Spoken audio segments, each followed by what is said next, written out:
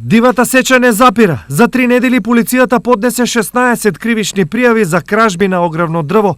Нелегалната сеча крадците главно ја вршеле во атарите на штипските села Радање, Оџалија, Калапетровци, Брест и Лакавица.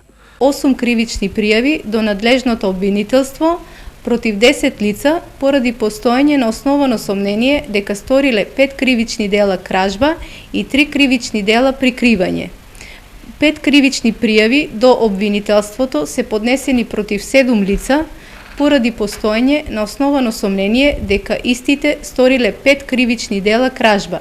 Сечењето и продажбата на дрва лицата ги вршиле во периодот од 3 до 8 септември. Бесправно исекле 25 метри кубни огревно дрво и го продале на граѓани од Штип и од Карбинци, со што се стекнале со противправна имотна корист од околу 47.000 денари.